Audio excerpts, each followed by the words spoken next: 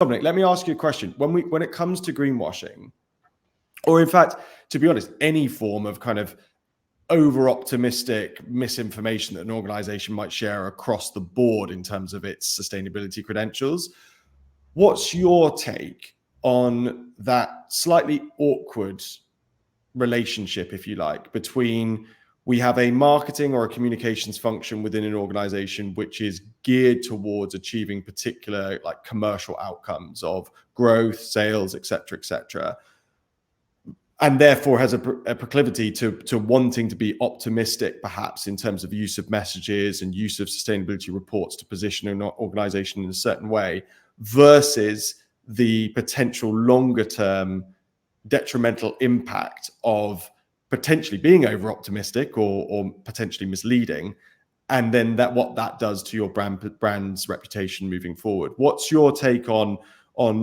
that relationship, that slight sort of issue around the marketing function and what it's trying to achieve?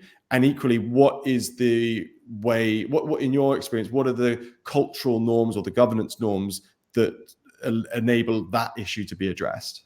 There can be a tension between commercial objectives and that sticking to an entirely truthful direction, an honest direction.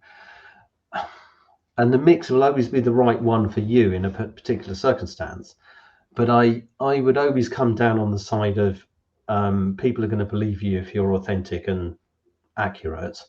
And that in the long run is going to be much more valuable than the marginal gain of using slightly different language in the shorter term, to be honest.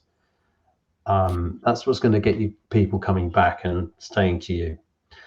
I think there is a creative challenge. I think there's a creative challenge to this. When we advise people on making communications that are compliant with the Green Claims Code, tends to revolve around being much more specific, much more nuanced, in some ways reining claims in a bit. So going from our product is sustainable, which is difficult to justify, to our product has a reduced water or carbon footprint, and this is how it does it kind of message, is a creative challenge. I understand that. I think it's interesting though that there's a lot of opportunity there. So I think the best agencies will find more exciting ways of talking about that, communicating that, expressing that will still give them the edge while not greenwashing.